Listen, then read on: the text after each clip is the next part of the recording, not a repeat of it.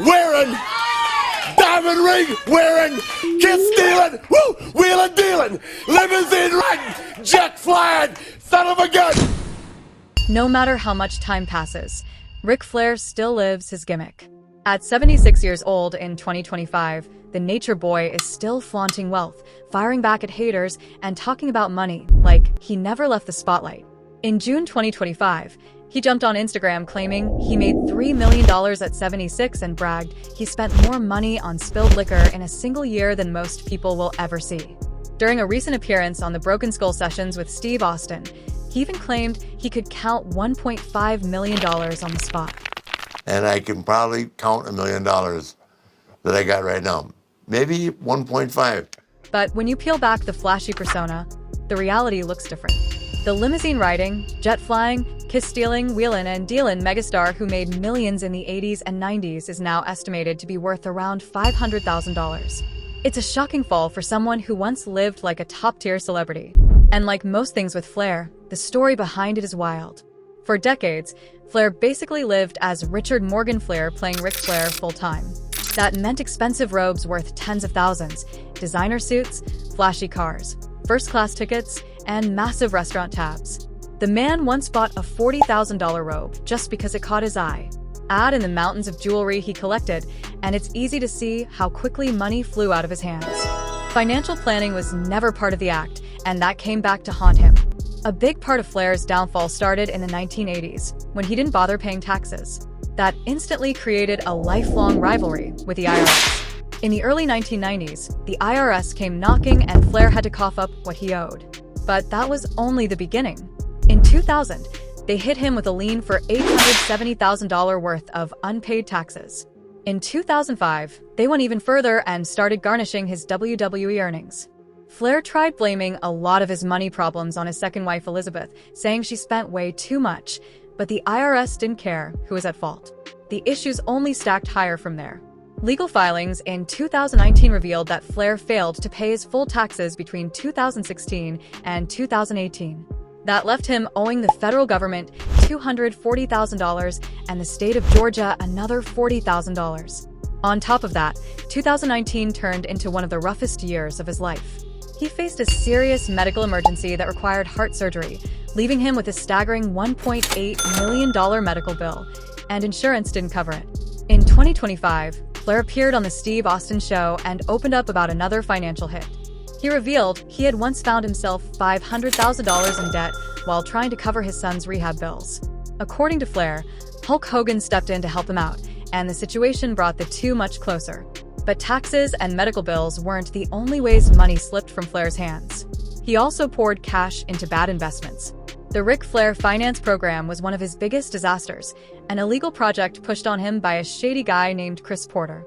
Flair invested heavily. The program collapsed almost immediately, and then Porter turned around and sued him over an unpaid loan.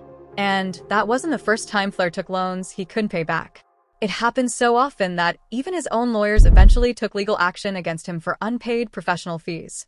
Vince McMahon also lent Flair a substantial amount of money to help him pay his tax debt, and while McMahon forgave the loan, most people weren't so forgiving. 1992, I owed the IRS $230,000. I called him, I said, can I have $230,000? He said, yeah, I paid the IRS. It means he never left my side. Vince McMahon FaceTimed me. He came to surface how close we are when I was sick. Vince McMahon FaceTimed me and talked to me and called Wendy every day.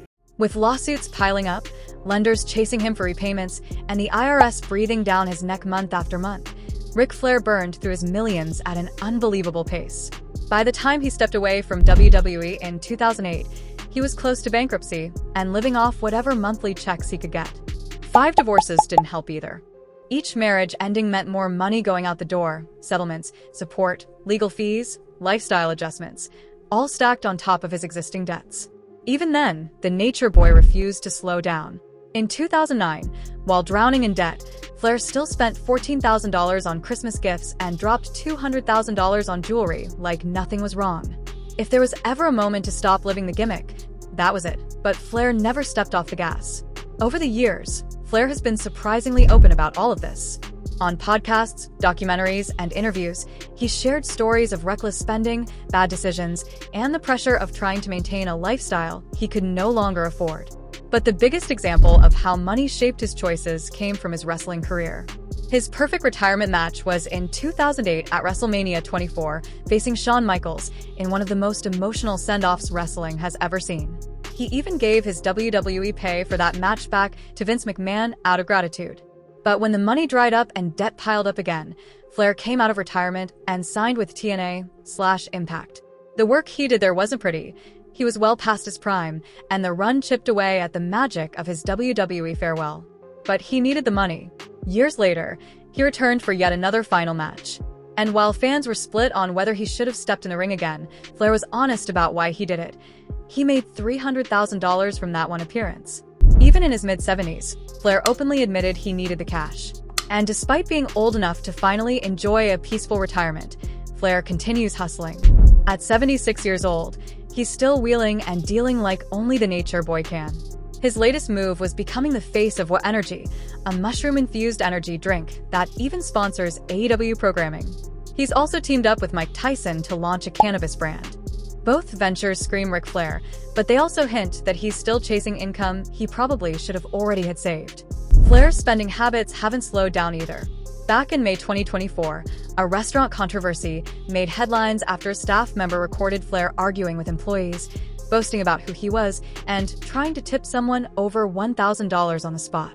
Afterwards, he posted about the incident on social media, bragging about how much he spent there, and it definitely wasn't a small number. Even with his net worth nowhere near what it used to be, Flair still carries himself like he's a multimillionaire.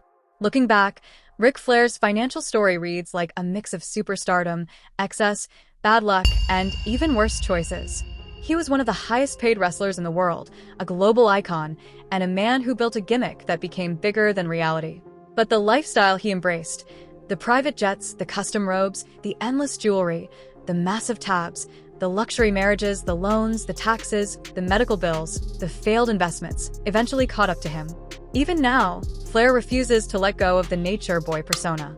Whether he's bragging about money, picking fights online, promoting energy drinks, or stirring up controversy in restaurants, the man is still committed to the act. And maybe that's the biggest takeaway. Ric Flair didn't just play a character. He lived it so hard that it shaped every part of his real life, for better and for worse. And at 76, he's still styling and profiling, still spending, still hustling, still arguing, still bragging, still chasing the spotlight, and still doing everything he can to keep the Nature Boy alive. Whether that's admirable or reckless depends on how you see it, but one thing's for sure, Ric Flair never stopped being Ric Flair.